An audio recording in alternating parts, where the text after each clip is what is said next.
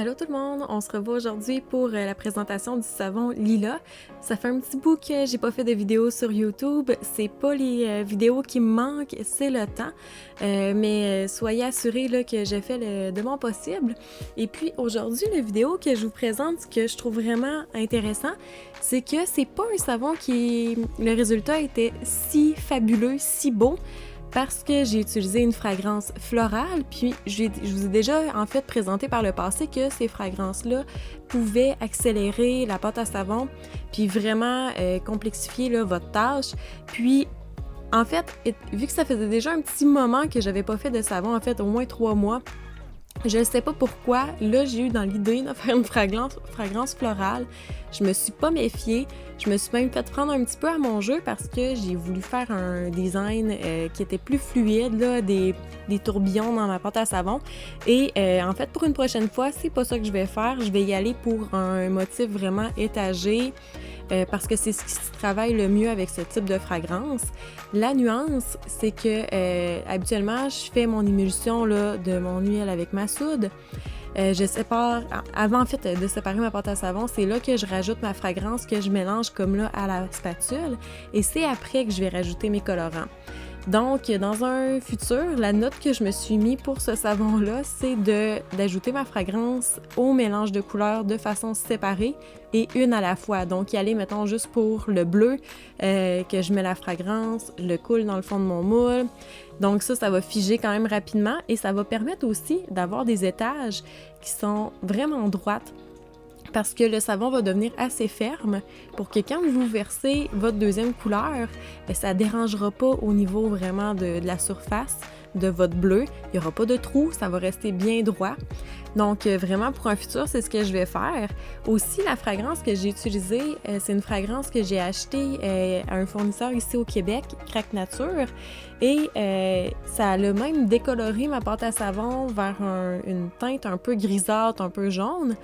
Et puis, il y a ça aussi, étant donné que ma fragrance a tellement été rapide, j'ai pas été capable d'ajuster précisément mes couleurs. Je voulais vraiment un doré, après ça, vraiment une couleur lilas comme la fleur. Je voulais une belle petite teinte un peu bleutée et de rose. Je vais vous mettre dans le coin mon image d'inspiration, puis aussi, je me fais toujours des croquis sur le look que je veux. Je vais inscrire c'est quoi mes couleurs que je dois utiliser. Là, souvent, je fais référence à mes anciennes photos de savon que j'ai déjà fait. J'ai un cahier que je suis précisément ma recette, mes colorants. Puis c'est comme ça que je détermine mes prochains savons, comment que je les fais. Et puis, habituellement, c'est vraiment super bien fait. J'arrive pile poil sur les couleurs que je veux. Mais là, c'est sûr que vu que ça allait super vite puis que ma fragrance a décoloré ma pâte à savon, j'ai pas eu le temps là, d'ajuster précisément ces couleurs-là comme je l'aurais voulu parce que, comme là, c'est ça, j'ai pas anticipé le côté grisonnant. Avoir eu le temps, ce que j'aurais fait, c'est j'aurais ajouté du dioxyde de titane, qui se trouve être le pigment blanc, donc ça l'aurait un petit peu plus rendu mes couleurs pastel, mais ça aurait été vraiment camouflé le petit côté grisonnant et terne. Donc vraiment, là, le résultat final du savon d'aujourd'hui, il est plus terne. Puis, étant donné que la pâte à savon, elle a figé rapidement, l'autre défaut esthétique que j'ai, c'est que j'ai quand même des pochettes d'air qui se sont formées dans mon savon. Le truc pour éviter les pochettes d'air, c'est de taper le moule sur une surface. Je l'ai fait un petit peu, dans mon cas, avec sur ma table, mais ce qu'il faut savoir, c'est que la pièce qui est juste au-dessus de mon atelier, c'est la chambre de bébé. Fait que je l'ai fait, mais j'ai pas voulu non plus réveiller le bébé qui dormait. Fait que c'est sûr, j'ai pas réussi à tout éliminer les poches d'air qui se sont formées. Comme je dis, c'est purement esthétique. Il n'y a rien là-dedans qui fait en sorte que le savon n'est pas utilisable. C'est juste un peu plus triste là, parce que c'est moins beau. Là. Il y a certaines tranches de savon même que je vais garder pour mon usage personnel ou pour donner à mes proches. Mais sinon, pour revenir sur l'odeur de cette fragrance-là, c'est sûr, c'est plate, là, elle décolore, elle a figé rapidement, mais oh mon Dieu que ça sent le lilas. Ici, pas loin de la maison, on a un petit chemin, une petite ruelle qui est entouré de lilas. Ah, ça sent tellement bon quand ils sont tous en fleurs, puis je dirais cette fragrance-là, c'est vraiment une copie conforme de cette odeur-là. C'est pas une huile essentielle, c'est vraiment une fragrance, donc ça veut dire que c'est synthétique, mais le résultat est incroyable. Si vous aimez cette odeur de fleurs, vraiment, je vous le conseille, là, Moi, c'est une de mes préférées. Il n'y a pas beaucoup de fleurs que j'aime. Il y a lavande, il y a lilas. Mais vraiment, celle-là, c'est pour ça, en fait, que je la rachète toujours à ce fournisseur-là. C'est parce que l'odeur est vraiment à s'y méprendre. Et puis, c'est ça, vous pouvez me voir, j'ai fait une belle tentative de rendre le savon cute en faisant des tourbillons avec mon bâton comme je fais à l'habitude. Vous allez voir dans le résultat final, ça paraît quasiment pas que j'ai fait ça. Vraiment, là, bon, les couleurs sont juste correctes, le look est correct, mais bon.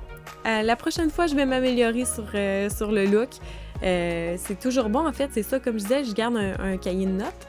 Là, cette fois-ci, je vais le noter parce que la dernière fois que j'avais fait ce savon-là, cette odeur-là, c'était dans mes premières années que je faisais du savon. Je pense dans la première année ou la deuxième. Et dans le temps, je prenais pas des notes comme je le fais aujourd'hui dans un cahier vraiment qui est dédié à ça. Fait que là, c'est sûr que je vais m'en souvenir. Parce qu'il faut savoir que des fragrances, j'en ai beaucoup d'accumuler avec le temps. J'en ai beaucoup que c'est mes préférés. J'ai pas le temps de toutes les faire. Puis aussi, j'y vais avec la demande, avec les saisons et avec aussi mon inventaire que j'ai de savon déjà fait. Donc, quand je refais du savon, c'est parce que mon inventaire est diminué. Et puis, vu que les fragrances florales, c'est pas mes préférés non plus, puis c'est pas mes meilleurs vendeurs comparativement aux odeurs plus fruitées, c'est pour ça que j'en fais moins souvent, puis que ça fait un bon bout que j'ai pas eu le temps de faire le savon lilas.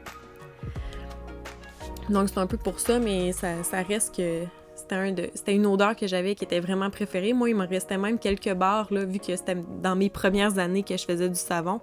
C'était vraiment pas des savons qui étaient si beaux que ça. Je les vendais pas tous. Donc, j'en avais encore là, en stock. Fait que c'est pour ça que ça a pris un bon petit bout là, avant que je décide d'en refaire. Et puis, donc, c'est ça. Si ce savon-là vous intéresse, je vais le mettre en ligne le 1er mai sur ma page Etsy. Vous pouvez trouver toutes les informations dans la barre de description. La recette aussi que je prends pour faire ce savon-là, donc les pourcentages d'huile, la concentration de ma soude, c'est tout écrit. Et aussi, là, je vous ai mis en référence là, quelques parties, mes outils en fait que j'utilise pour faire le savon, ainsi que des sites web là, où vous pouvez vous fournir votre matériel pour faire du savon ici au Canada. Des sites web là, que moi j'apprécie particulièrement, vraiment que j'ai eu que des bonnes expériences avec ces endroits-là. Et puis, donc c'est ça. Si aussi vous aimez ces vidéos-là puis vous venez de me découvrir, vous pouvez vous abonner. J'essaie là, de faire le plus possible, c'est ça, des vidéos. Au moins, mon objectif, c'est de faire au moins une vidéo par mois, étant donné que c'est très sporadique quand je fais du savon que j'en crée ou j'ai le temps de les modifier. Donc, je vais essayer de vous faire une vidéo par mois. J'ai aussi dans ma liste de vous faire une vidéo, de vous présenter mon atelier. Là, présentement, dans mon atelier, en plus, parce que c'est une pièce qui est assez versatile, on fait nos semis.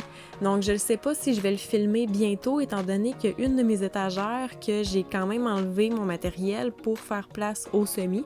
On a intégré là, des lumières de croissance, des choses comme ça. Donc, c'est peut-être un peu moins beau, c'est pas tout à fait le setup que j'ai habituellement, donc je ne sais pas si je vais vous le filmer bientôt ou juste attendre que mes semis soient rendus au jardin et ensuite je vais vous faire mon vidéo d'atelier, mais c'est vraiment quelque chose que je veux vous montrer comment je t'ai installée pour vous donner des idées parce que ce que j'aime de mon atelier, c'est que c'est pas un atelier qui m'a coûté beaucoup d'argent là, pour m'installer. C'est beaucoup des choses que j'ai récupérées, donc des idées que j'ai eues, puis je veux vous les partager parce que si vous êtes comme moi à faire du savon, c'est le fun d'avoir un endroit qui est agréable à travailler, qui est fonctionnel, mais surtout qui n'a pas coûté les yeux de la tête parce que c'est vraiment pas ça l'idée.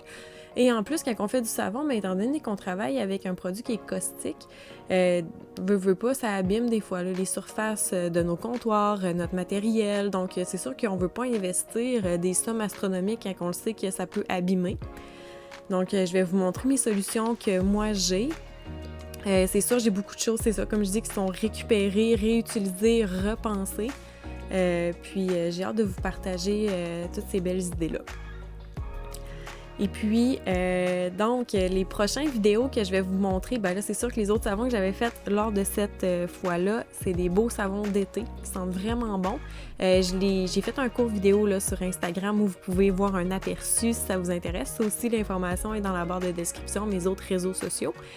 Et ils vont tous être disponibles le 1er mai. Donc, ça se peut que les prochaines vidéos, les savons sont déjà en ligne. Donc, si des fois vous voulez voir c'est quoi ma batch de printemps-été, vraiment, le rendez-vous, c'est le 1er mai. Donc, vous allez retrouver limonade rose, tropicale et thé blanc.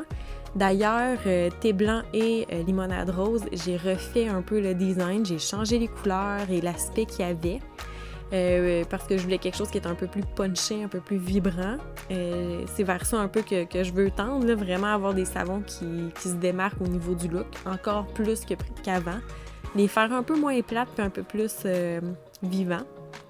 Et puis, pour ceux qui se demandent, là, les fleurs qu'on vient de mettre sur le savon, c'est des fleurs faites à base de savon à la glycérine. Donc, c'est un savon qu'on fait fondre au micro-ondes. J'ai coulé ça, moi j'ai des moules à fondant ou des moules à glaçons. Puis c'est comme ça que je forme toutes les décorations que je mets sur mon savon. Donc c'est également du savon, ça va mousser et puis ça va se dissoudre à la même vitesse que votre barre. Et puis c'est ça, on voit le close-up du savon, qui est quand même beau. Là, j'essaie de rajouter un petit un filet là, de mica qui est resuspendu dans de l'huile. Dans le fond, c'est le même mélange d'huile là, que vous allez prendre, que vous avez pris pour faire le savon. Donc, je l'ai mis une petite quantité avec mes micas que j'ai incorporés. Puis avec une petite pipette, là, j'ai fait un petit filet que j'ai laissé tomber sur le savon pour essayer de rajouter un petit peu de couleur dans ce doré grisonnant qui n'était pas tout à fait ce que j'avais en tête. Et puis, c'est ça. On voit l'intérieur. Donc, le rose est quand même super bien sorti malgré tout. Le lilas, pas si pire, mais le bleu, bon, il n'est pas l'idéal. Et surtout, mon crème que je voulais faire, il n'est pas aussi punché que je l'aurais voulu. Mais... Et voilà. Donc, vous voyez le résultat final. Et puis, si vous avez été attentif, vous voyez à droite de l'écran, ça, c'est mon savon tropical que je vais vous présenter probablement le mois prochain ou l'autre d'après. Donc, j'espère vraiment que vous avez aimé ma vidéo. Laissez-moi un thumbs up, laissez-moi des commentaires, des questions si vous en avez. Je suis vraiment super contente toujours de vous répondre. Et puis, c'est ça, on va se revoir prochainement dans une autre vidéo. Et si le savon vous intéresse, bien, vous pouvez l'acheter, c'est ça, sur Etsy à partir du 1er mai. Je vous souhaite une excellente journée et à la prochaine!